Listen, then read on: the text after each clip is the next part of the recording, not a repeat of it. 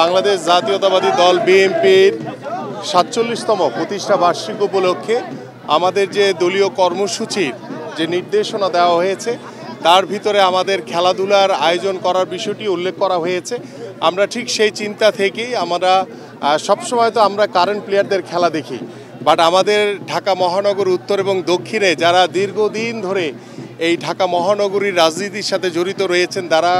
গত ১৭ বছর আন্দোলন সংগ্রাম করেছেন, অনেকে নির্যাতিত হয়েছেন। আমরা সেই সকল মহানগরের যারা বয়স্ক আমাদের চেয়ে বা আমরা যারা সিনিয়র এক্স প্লেয়ার রয়েছে তাদেরকে নিয়ে আমাদের আজকের এই আয়োজন, যে ঢাকা মহানগর উত্তর এবং দক্ষিণের দুটি দল যারা হয়তো বা বয়স অনেকের ৪০ ঊর্ধ্ব রয়েছে, অনেকের ৫০ ঊর্ধ্ব, অনেকের আবার ৬০ ঊর্ধ্ব রয়েছে, অনেকে আবার ৭০ ছুঁই এই ধরনের সকল নেতৃবৃন্দকে নিয়ে আজকে আমাদের ঢাকা মহানগর উত্তর এবং দক্ষিণের একটি প্রীতি ম্যাচ হবে এবং প্রধান অতিথি হিসেবে উপস্থিত থাকবেন আমাদের সালাউদ্দিন আহমেদ সাহেব, আমাদের জাতীয় স্থায়ী কমিটির অন্যতম সদস্য। এবং আমরা আশা করি আজকের এই প্রীতি ফুটবল ম্যাচের মাধ্যমে আমরা আবারও একটি মেসেজ দিতে চাই যে ঢাকা মহানগর উত্তর, দক্ষিণ এবং সারা বাংলাদেশের জাতীয়তাবাদী দলের প্রত্যেকটি নেতা কর্মীরা আমাদের মাননীয় ভারপ্রাপ্ত চেয়ারম্যান জনাব তারেক রহমানের নেতৃত্বে আমরা ঐক্যবদ্ধ রয়েছি, সুসংগঠিত রয়েছি এবং উজ্জীবিত রয়েছি। এবং পাশাপাশি আমরা দীর্ঘ ১৭ বছর আন্দোলন করেছি, সংগ্রাম করেছি একটি অবাধ, সুষ্ঠু, নিরপেক্ষ নির্বাচনের দাবিতে। এবং আমরা গত ১৭ বছর আন্দোলন করেছি বাংলাদেশের গণতন্ত্র প্রতিষ্ঠা করার জন্য,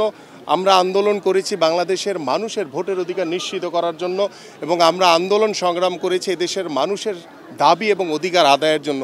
সেই দাবি অধিকার আদায়ের যে দীর্ঘ ১৭ বছরের সেটা অবসান হয়েছে ৫ই আগস্ট। ওয়ালটন এখন দেশের সীমানা পেরিয়ে পৌঁছে গিয়েছে ৫০টিরও বেশি দেশে। ওয়ালটন, ঘরে ঘরে, বিশ্বজুড়ে। ২৪-এর গণঅভ্যুত্থানের মাধ্যমে এবং এই ৫ তারিখের পরবর্তীত যে অন্তর্বর্তীকালীন সরকার তারা দেশ পরিচালনা করছে, তাদের প্রতি আমাদের শতভাগ সমর্থন রয়েছে, আন্তরিকতা রয়েছে। সব কিছু মিলিয়ে আমরা চেষ্টা করছি যে এই সরকারকে সহযোগিতার মাধ্যমে, এবং সরকারের কাছে যেটি আমাদের আবেদন বা এদেশের সাধারণ মানুষের আবেদন, যে আমরা একটি অবাধ, সুষ্ঠু, নিরপেক্ষ নির্বাচন দ্রুত সময়ের ভিতরে চাই। এবং সেই সহমত অনুযায়ী আমাদের এই অন্তর্বর্তীকালীন সরকার তারা আগামী ফেব্রুয়ারিতে একটি জাতীয় নির্বাচন, সংসদ সদস্য নির্বাচন তারা যে নির্দেশনা দিয়েছেন, আমরা সেই মোতাবেক বাংলাদেশ জাতীয়তাবাদী দলের প্রত্যেকটি নেতাকর্মীরা নিজ নিজ এলাকায় আমরা সাধারণ মানুষ এবং এদেশের জনগণের সাথে আমরা বাংলাদেশ জাতীয়তাবাদী দলের প্রত্যেকটি নেতাকর্মীদের যে সুসম্পর্ক তৈরি করা দরকার, দীর্ঘ ১৭ বছর ধরে আমরা যে সুসম্পর্ক বজায় রেখেছি সেটা ধারাবাহিকতায় আমরা আশা করি যে আগামী ফেব্রুয়ারিতে যে নির্বাচন হবে সেই নির্বাচনে বাংলাদেশ জাতীয়তাবাদী দল এদেশের সাধারণ মানুষের ভোটে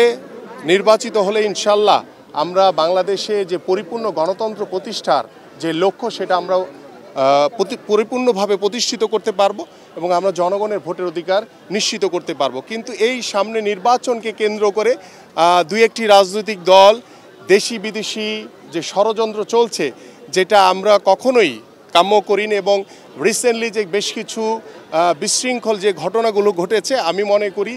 যে আগামী যে ফেব্রুয়ারিতে যেই অবাধ, সুষ্ঠু, নিরপেক্ষ নির্বাচনের জন্য আমরা অপেক্ষা করছি, সেই নির্বাচনকে বানচাল করার জন্য, সেই নির্বাচনকে একটি মহল, একটি গোষ্ঠী চেষ্টা করছে তাদের নিজেদের রাজনৈতিক স্বার্থ উদ্ধারের লক্ষ্য নিয়ে। তারা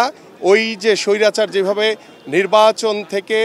সাধারণ মানুষকে দূরে রেখেছে, ঠিক একই কায়দায় তারা নিজেদের রাজনৈতিক স্বার্থ হাসিল করার জন্য আবারও এদেশের জনগণের যে ভোটের অধিকার নিশ্চিত করা, সেই জায়গাতে তারা ব্যাহত হওয়ার জন্য তারা পরিকল্পনা করছে। যেটি আমরা বিশ্বাস করি যে বাংলাদেশ জাতীয়তাবাদী দল বিএনপি এদেশের সাধারণ মানুষকে নিয়ে সকল ষড়যন্ত্র মোকাবেলা করে ইনশাল্লাহ আগামী ফেব্রুয়ারিতে একটি অবাধ, সুষ্ঠু, নিরপেক্ষ নির্বাচন হবে। সেই প্রত্যাশা নিয়ে আমরা আশা করছি যে ইনশাল্লাহ সকল ষড়যন্ত্র মোকাবেলা করে আমরা ইনশাল্লাহ একটি সুষ্ঠু নির্বাচন অনুষ্ঠিত করতে পারব।